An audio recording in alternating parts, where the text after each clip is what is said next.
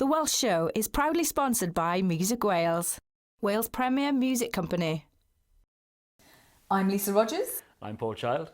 And I'm Crichton, and this is The Welsh Show.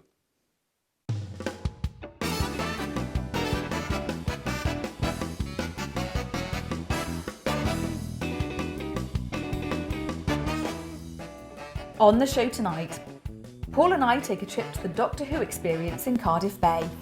All the way from Aberdare, it's Ragsy from The Voice.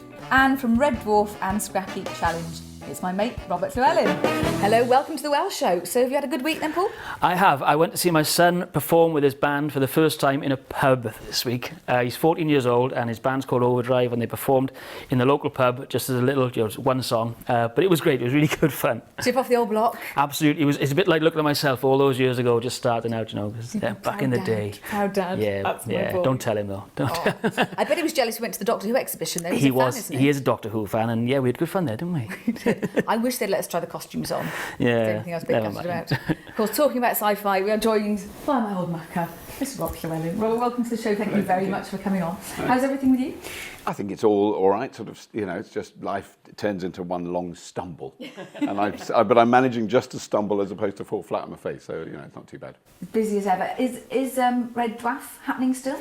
It is, where there's no official announcement, but we are doing one, and it's been acknowledged publicly that we're making another series, and it will be next year, but we don't know when. And I think the logistical problems of getting all four of us in the same place at the same time are quite difficult. I mean, at the moment, Danny John Jules is in the West Indies. Right. Craig's on Coronation Street, so that's why we're not doing it now. Later this year, I'm in America, so it's kind of all those things are kind of so that it keeps going. When are we going to be able to do this? So hopefully we'll do it early next year. And how is it? Because you did Red Dwarf when I was a teenager. Then you had a 10-year break, and then back to it. Yeah. So the last old series of Red Dwarf I did was the same year as I did the first series of Scrap Heap.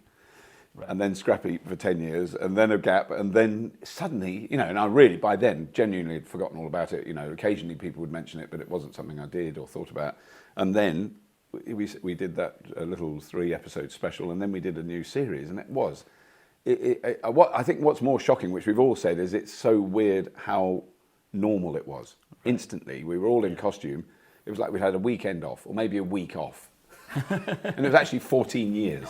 Wow. And all the jokes we used to do in the early 90s about Dad's Army in space, we'll be doing this when they're all. In fact, now we're beyond that. We'll be Granddad's Army in space quite soon. It's just alarming how. And then there's sort of little sequences where we're running from some genetically engineered life form that's threatening the ship or something. The run isn't quite as quick. It's a bit of a hobble. Is it? I've got a bit of a dicky knee. Have you got a kind of space kind of walking stick? I want a Zimmer frame. Space Zimmer frame.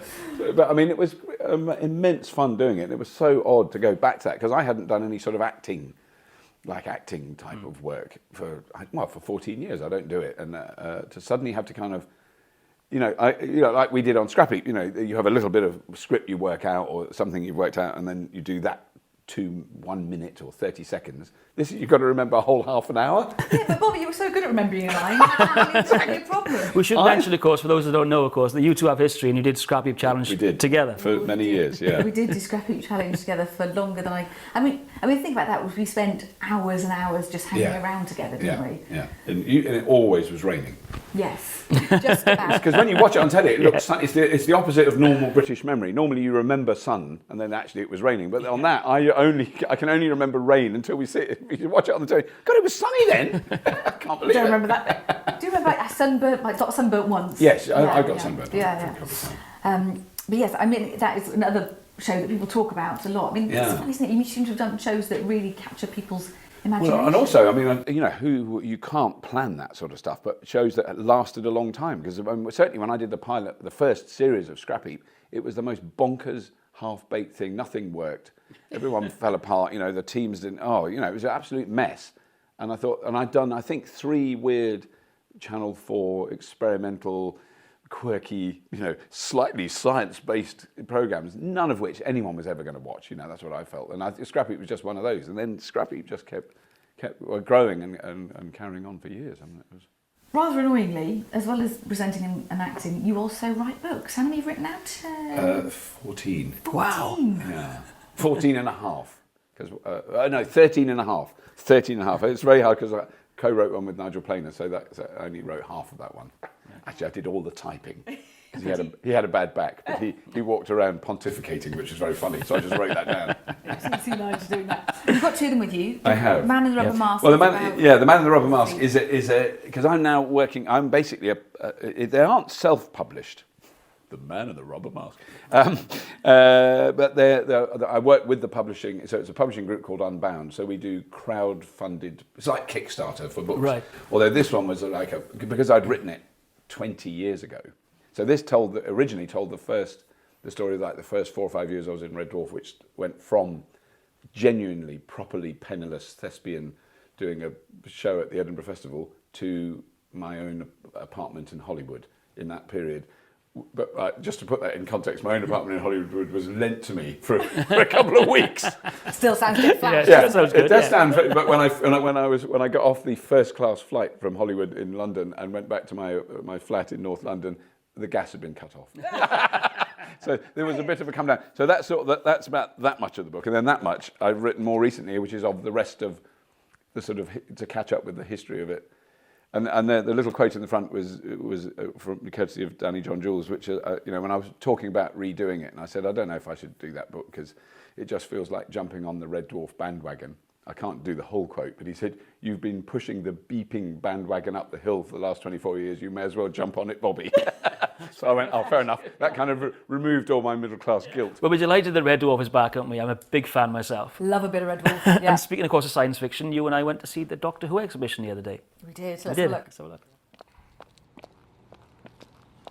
Well, Paul, when you said you were going to show me things I'd never seen before this afternoon, I was not expecting this. Come on, you love it. The Doctor Who exhibition opened in Cardiff Bay last summer, and since then has welcomed thousands of visitors to see the various Doctors, Daleks, Cybermen, and a whole host of baddies. The experience begins with a multimedia walkthrough adventure where you can actually get to fly the TARDIS. It's a crack.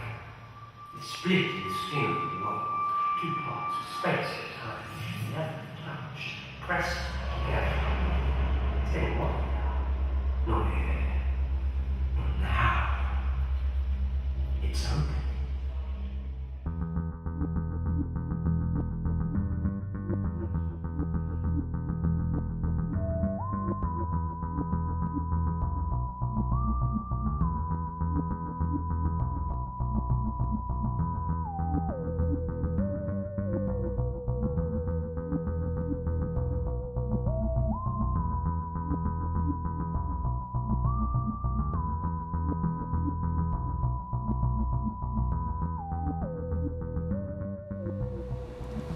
So did you enjoy the experience, Lisa?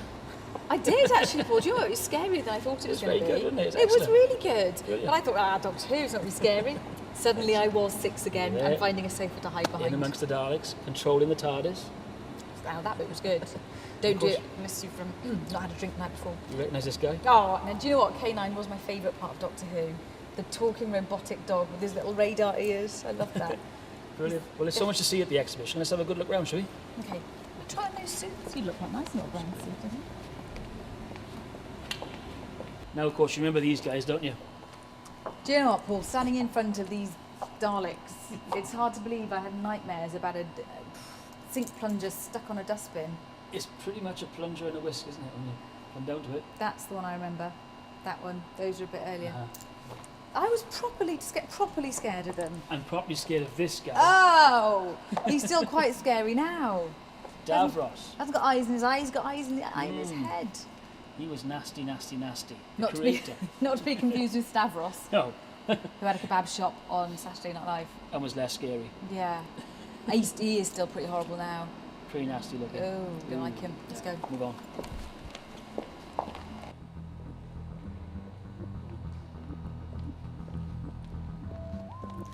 While Paul went and had another look at the Cybermen, I had a chat with the exhibition's event manager, Courtney Lewis.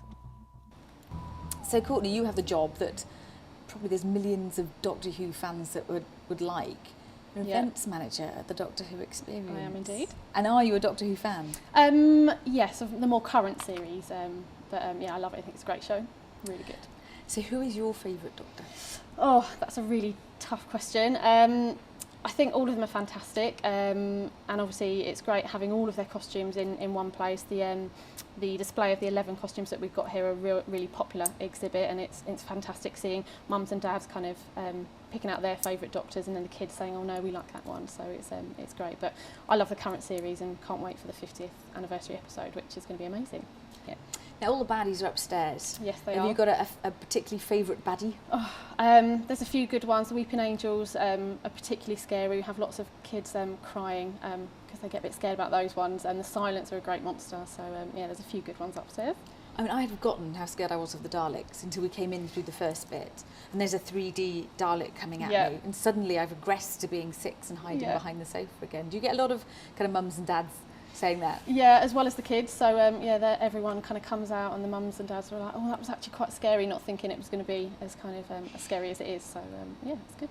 And what do you think it is about Doctor Who that is so appealing, like to all ages and around the world? Yeah, definitely. I think it's just a fantastic show that's kind of developed over the years. Obviously, the current series is really fantastic, and obviously the production values are brilliant on this new series, and it's just a kind of a timeless show. I think that will always be popular. Great stuff. And what is your favourite part of the whole exhibition? I think I'd probably have to say the adventure that you go on with the Doctor, just because it's so exciting and it's like nothing else, and it makes you feel like you're in the show, as part of the show, as well as kind of the exhibition area is great. We've got some fantastic original exhibits right from the beginning of the show, as well as kind of an insight into how the show is actually made in our kind of costume and makeup and design area. So it's got a bit of everything for everyone, which I think is great. Lovely. Well, I think I'm going to go upstairs and have a little look at those baddies again. Go for it. That's right with you. Yeah, no problems.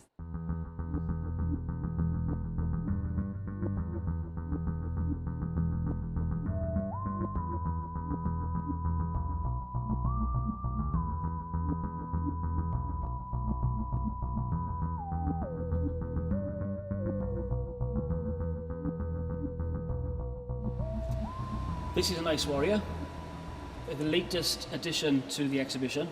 Was that a nice warrior or an ice warrior? I think it's quite nice. This is my friend that I wanted you to meet. Ooh, yeah, mustn't touch. Don't touch. Well, it's been good, hasn't it? Do you know what? I have to say, I was slightly dubious when you said you're going to release the Doctor exhibition. I loved it.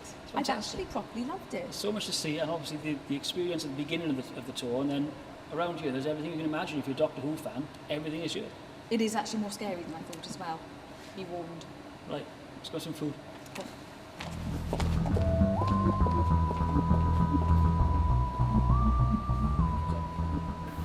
can't believe I was still scared after all those years. Remember Doctor Who? Well, I'm shockingly, I'll admit that I'm old enough to have seen the very first episode, and I can remember seeing the very first episode with William Hartnell and the introduction of the Daleks, which had a profound effect on my childhood. Brilliant. And because in our old house, I used to have a bedroom on the ground floor, and I can't remember. I was teased about it as an adult. You know, oh, you remember when you wouldn't sleep downstairs? Because I wanted to sleep upstairs, and I ended up sharing a bedroom with my brother, which he didn't like, because there was only one bedroom upstairs, and I just didn't want to be on the ground floor because they could get in there. Yeah, and they couldn't get upstairs. No, they couldn't get upstairs then. In the olden days, definitely that's where you had to get. Well, the Doctor Who exhibition is on at Cardiff Bay. Go to the website on screen now for information and tickets. And join us after the break when Lisa will be talking to the one and only Ragsy from The Voice. See you then.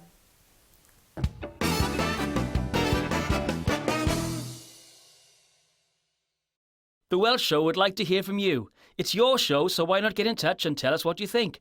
And let us know what you'd like to see on the show in the future. You can contact us via email on info@thewelshshow.tv. And for regular updates on guests and show dates, follow us on Twitter @The Welsh Show and find us on Facebook or visit thewelshshow.tv. The Welsh Show is proudly sponsored by Music Wales, Wales' premier music company.